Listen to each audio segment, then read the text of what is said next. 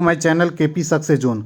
दोस्तों, बीपीएससी की तरफ से एक नया नोटिस आया है और बीपीएससी के एग्ज़ाम में भारी बदलाव हुआ है। तो देखते हैं सारे पॉइंट को क्या क्या बदला गया है आने वाले 68वीं बीपीएससी के लिए। तो चलिए देखते हैं सबसे महत्वपूर्ण क्या क्या बदलाव हुआ है। तो दोस्तों, 68वीं संयुक्त प्रतियोगिता परीक्षा के लिए प्रकाशित विज्ञापन कंडिका काट में अंकित किया कि प्रारंभिक परीक्षा में गलत उत्तर के लिए नकारात्मक अंकन मतलब कि नेगेटिव मार्किंग को लागू कर दिया गया है। आप लोग अगर फॉर्म भरे होंगे तो उसमें आपके पास 3 ऑप्शन भी दिया गया था और उसी में दोस्तों जिसे बच्चे सबसे ज़्यादा चूज किए हैं उसी के आधार पर निगेटिव मार्किंग को 68वीं बीपीएससी में लागू कर दिया गया है। ठीक है, आप लोग कमेंट करके बताएंगे कि ये कहाँ तक सही है और अच्छा है या गलत है 68वीं बीपीएससी के लिए। तो आप लोग कमेंट में ज़रूर बताएंगे। ठीक है, आगे जो है दोस्तों, सर्वाधिक अभ्यर्थियों से प्राप्त मतलब कि विद्यार्थी से जो प्राप्त हुआ है मत, उसके आधार पर negative marking should be uniformly all over 150 question, मतलब टोटल 150 क्वेश्चन पे निगेटिव मार्किंग रखा गया है। पहले ऐसा था कि केवल 50 क्वेश्चन ऐसे होंगे जिस पे निगेटिव मार्किंग रखा जाएगा और वो 2 नंबर का था, लेकिन वो वाला ऑप्शन ज़्यादा लोग चूज नहीं किए हैं।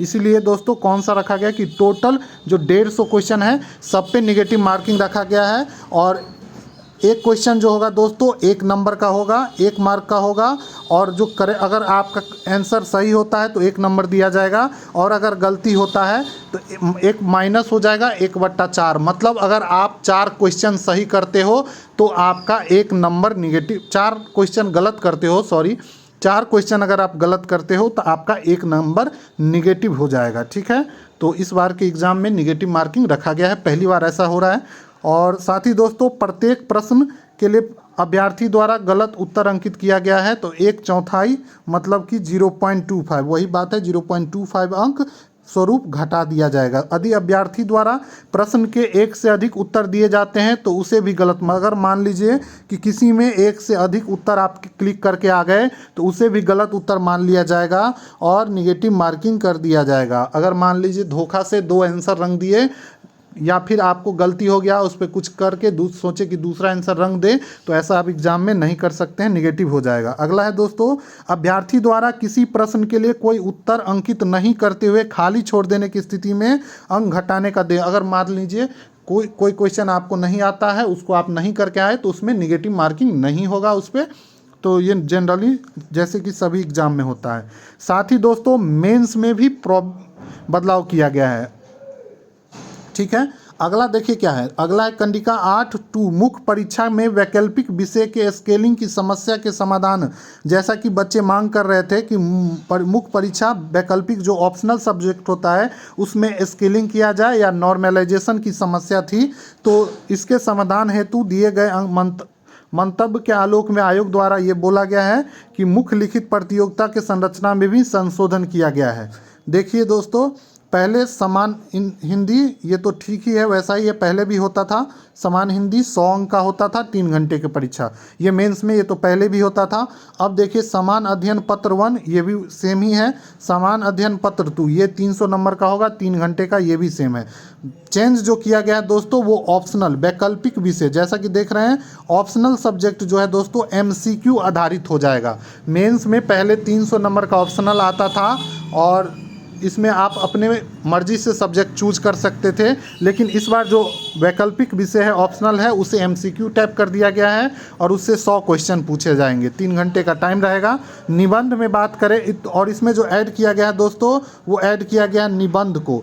ये दोस्तों नया ऐड हुआ है, निबंध 300 नंबर का और 3 घंटे का होगा। तो इस तरीके से देखें तो आपको कितने नंबर होंगे, 3 3 6 3 900 और 1000, ये 1100 का मेंस का पेपर होगा दोस्तों, जिसमें से 1100 का, जिसमें से 100 नंबर जो है ये दोस्तों इसके नंबर नहीं जुड़ते हैं। ठीक है, हिंदी के, तो आपके पास मतलब कि टोटल 1000 का पेपर होगा जिस पे नंबर जिसके जुड़ेंगे। ठीक है, समान हिंदी में 30% अंक लाना रहता है, तो यही मेन बदलाव किया गया है। बाकी दोस्तों बीपीएससी ने डेट जो था फॉर्म भरने का वो आज ख़त्म हो रहा था 20/12/2022 को, इसको भी विस्तारित कर दिया गया है। अब आप 30 दिसंबर 2022 तक फॉर्म को भर सकते हैं। तो वैसे स्टूडेंट जो फॉर्म नहीं भर पाए हैं, किसी कारणवश या धोखा से छूट गया है, तो वो लोग भी अपना फॉर्म भर सकते हैं 30/12/2022 तक। ठीक है, ये सारा बदलाव किया गया दोस्तों। 3 चीज़, नेगेटिव मार्किंग और मेंस में, और साथ ही दोस्तों एग्ज़ाम का डेट भी बढ़ा दिया गया है। तो आप लोग भी जाइए और अगर फॉर्म नहीं भरे हैं तो फॉर्म को भर लीजिए।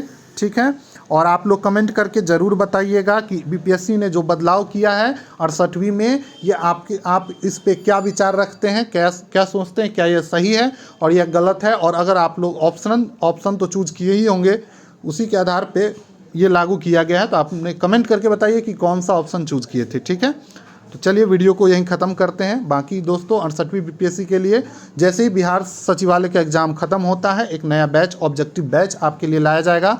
और चैनल पे दोस्तों 500 क्वेश्चन का एंशिएंट हिस्ट्री का मैराथन डाला गया है, उसको आप लोग देखिए। उसमें जितने भी पीसीएस एग्ज़ाम के क्वेश्चन हैं वो डाले गए हैं। साथ ही दोस्तों बायोलॉजी का भी डाला जा रहा है ऑब्जेक्टिव एमसीक्यू के रूप में, वो भी पीसीएस एग्ज़ाम के पूछे हुए क्वेश्चन हैं। उस सीरीज़ को भी देखिए, आपको एग्ज़ाम में, आने वाले एग्ज़ाम में दोस्तों काफ़ी हेल्प मिलेगा। जीके में सारा सब्जेक्ट का भी एमसीक्यू कवर किया जाएगा धीरे धीरे, तो आप लोग चैनल पे बने रहेंगे। ठीक है, थैंक यू।